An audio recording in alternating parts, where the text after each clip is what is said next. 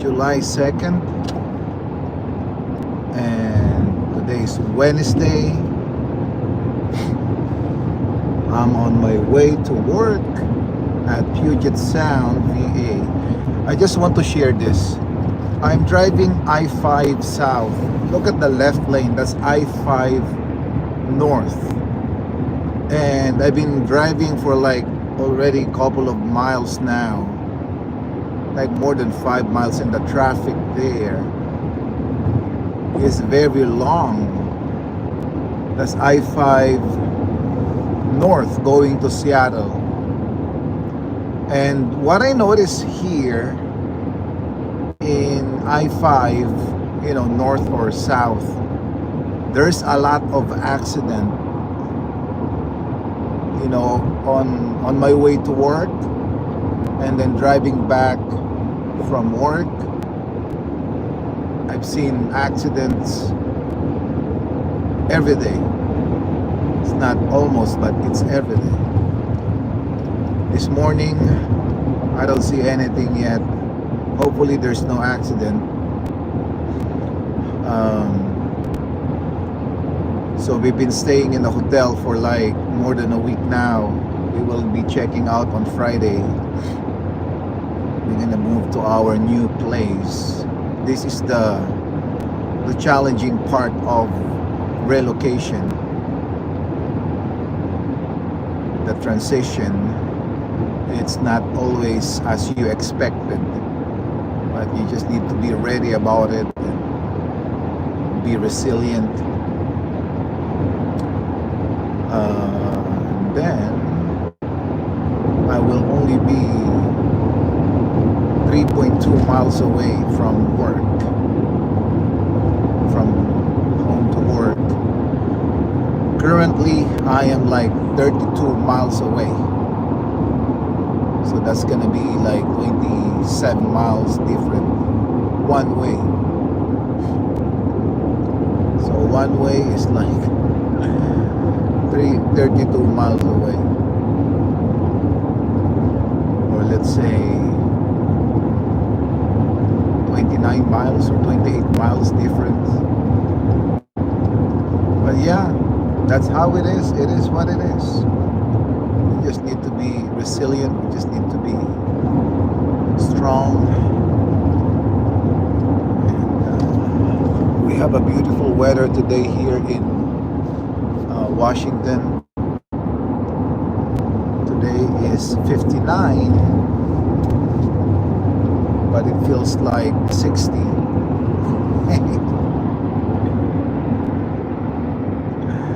Today is 59 here in SeaTac, Seattle-Tacoma, Washington in half area. A mile, continue straight to stay on I-5 South. But it feels like 60.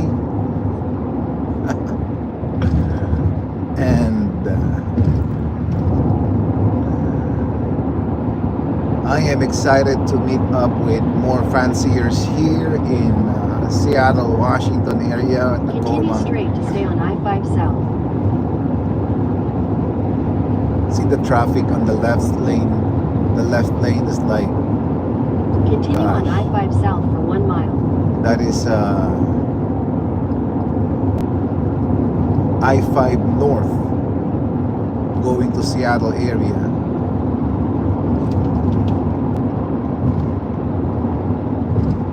Can you imagine, you're gonna go to work, you're driving like, let's say 20 miles away. Your work is at 8 a.m. What time do you think you in half need a to mile, leave keep right to home stay on I-5 South. just to make it? Like 8, maybe 6 a.m. going to work. Gosh, start driving.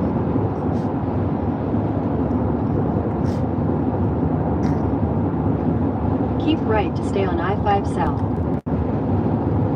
But there's a HOV. I mean, I cannot drive there because I'm by myself. But when I'm Continue driving on with I-5 family, South for 16 miles. it helps a lot with the traffic. There are police reported ahead. Police report.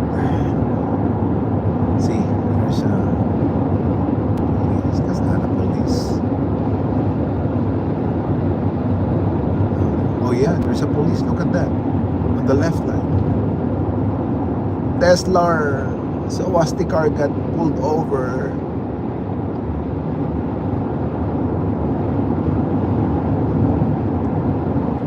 See the traffic on the left lane, my gosh. All the way here. I've been driving like more than 10 miles now.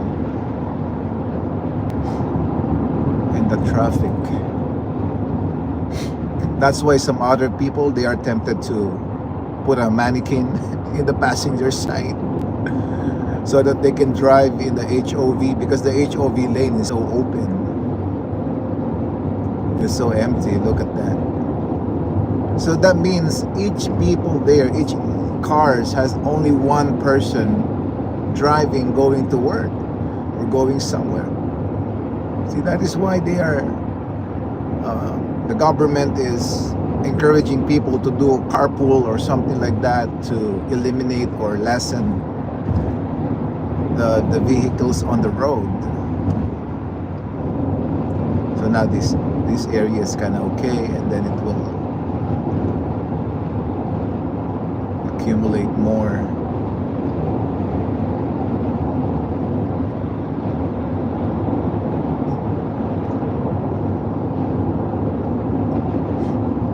So again, we are driving in I-5 south.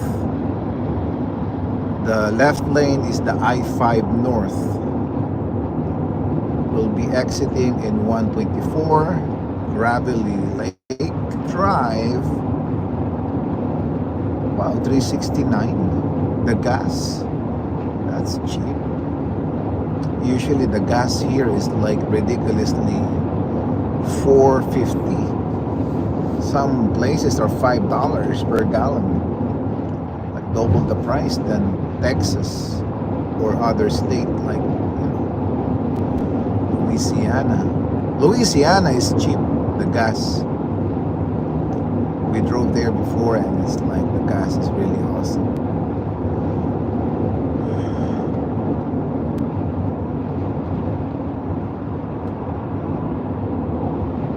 Yeah, the gas here is awful, ridiculously expensive. There are police reported ahead. There are police somewhere.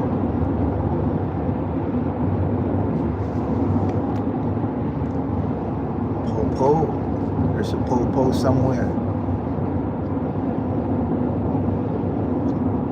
Popo on the left, popo on the right. Sports car, Corvette got pulled over. Corvette. I think I'm not driving a sports car. See the sky is so gloomy, but it's not gonna rain. That's just the way it is.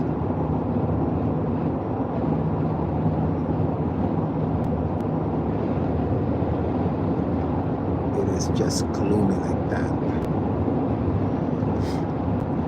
That is Washington State for you. But honestly, it is very beautiful in here. It's pretty. You just need to get used to the prices. Well, for those who was born and raised in here, there are police reported ahead.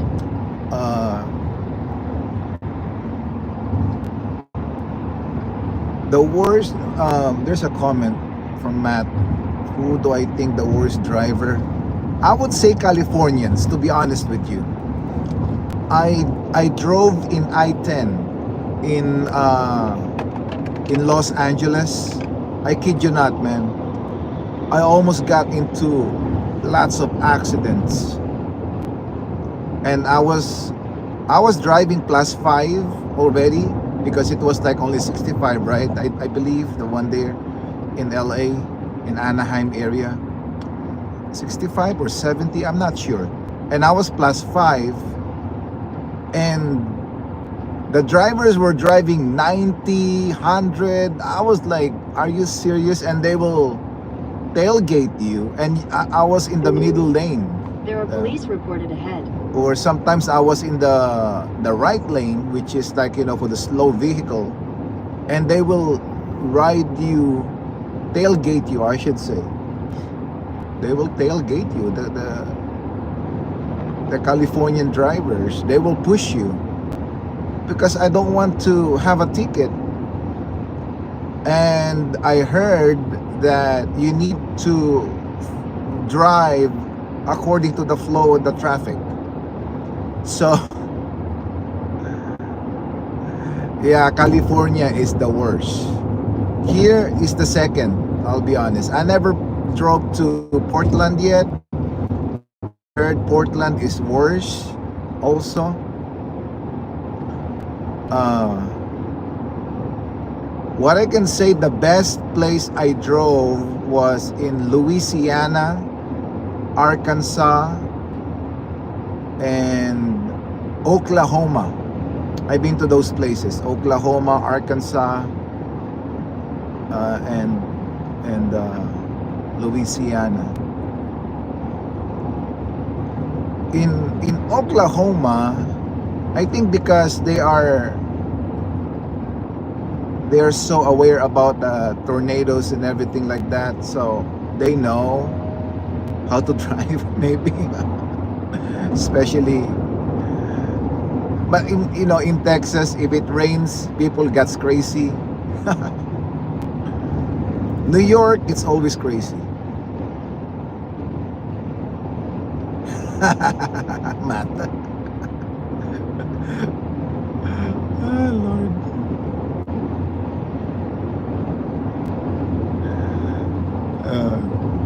I don't want to comment about that one. But anyway, yeah, Louisiana, hands down, they are cool. Even at the, what do you call this? What's that? New Orleans. Even in New Orleans, to be honest, I drove in New Orleans, and they're awesome. To be honest, you know. Arkansas, the same thing.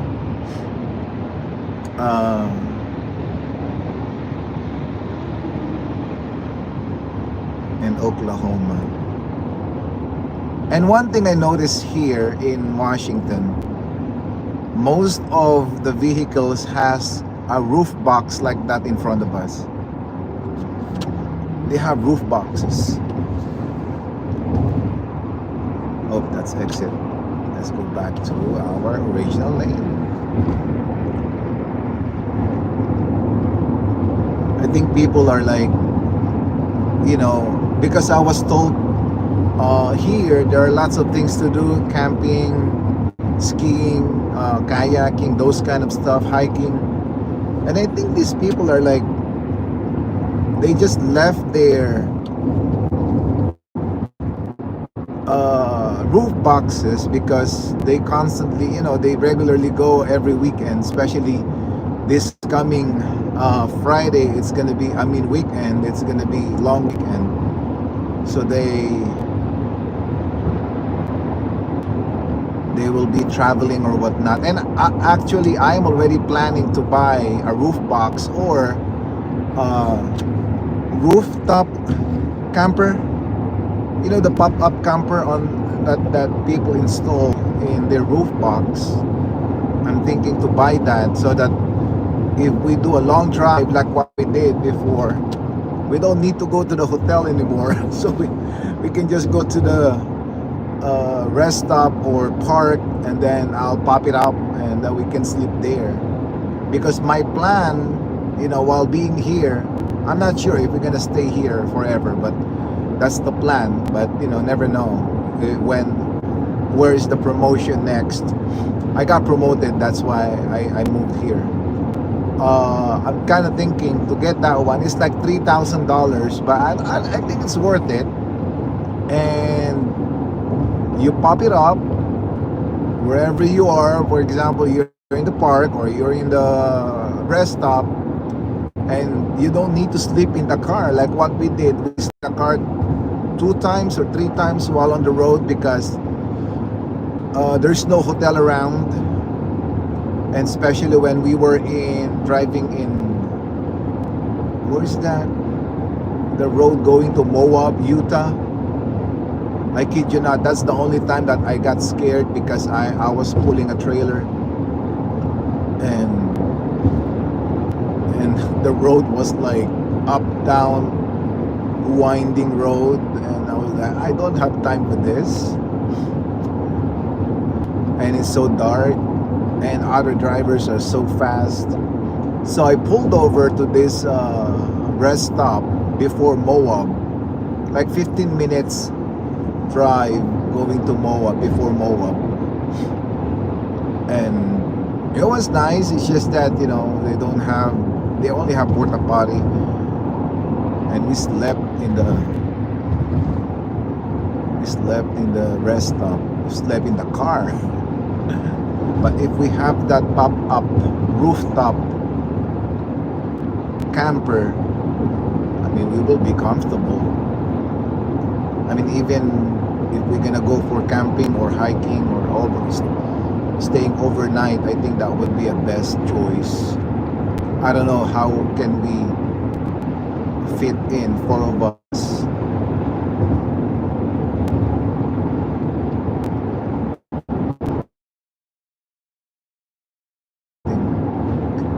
And we are like what? We're gonna be 400, 500 pounds. I think the Highlander roof rack can handle that.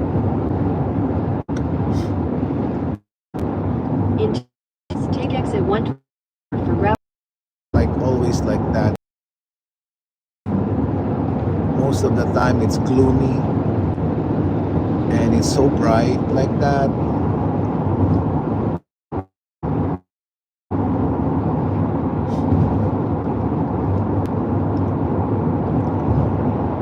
I think I'm gonna gas up after arriving in that. So one thing I learned here, okay, I am 1.4 miles away from the exit. But what I'm going to do now is I'm going to go to the favor of turning right, because driving here is like bumper to bumper. So you have to anticipate already your exit 2 miles ahead or 1.5 miles ahead. Unlike other highways, you'll exit like 2.2 miles or half a mile or quarter of a mile. In a half mile, take exit 124 for Gravelly Lake Drive. See, like that, if I didn't favor, it's gonna be tough exiting, because this truck in our left is also fast. You don't want to mess up with those trucks. Take exit 124, then turn right onto Gravelly Lake Drive Southwest. Okay, go to the exit. And there is At the light, turn right onto Gravelly Lake Drive Southwest. there's a gas station there, Arco, and it's only $3.69, I think. Even though I have the 10 cents discount from Shell. In a quarter mile, at the traffic circle, take the second exit and stay on Gravelly Lake Drive Southwest. See, it's only $3.93, the Arco. So I'm gonna go there. $3.93, that is cash. But if you are paying through credit card, it's $3.99. It's still cheap if you think about it. Okay, so let's do this. $3.93. Head north toward Gravelly Lake Drive Southwest. I never paid cash, but let me try that. I think I'm gonna be consuming let's see, $20. Let's pay.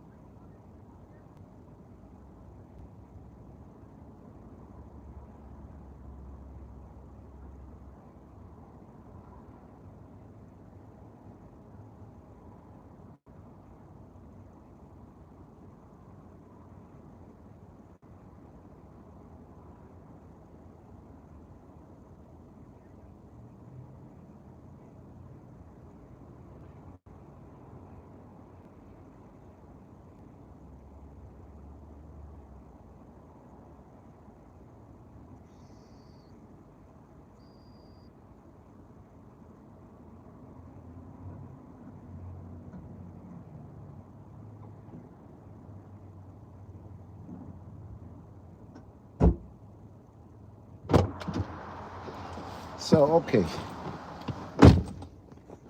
5 gallons is $20 here, and it's already discounted. It's like $3.39 cash. So here in Washington, paying cash for gas is like 7 cents cheaper or 10 cents cheaper Turn right compared onto to Gravelly Lake Drive Southwest. paying card. Even though you pay debit card, using your debit card, it's still In 500 feet at the traffic circle, take the second exit and stay on Gravelly Lake Drive Southwest. it's still gonna be 10 cents more expensive, or 7 cents. And 5 gallons, $20.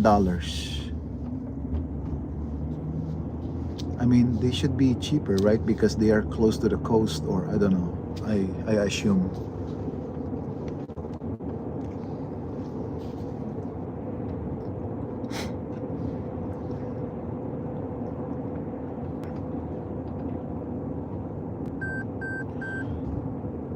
Leighton said in UK they fill up first. Okay, which is better?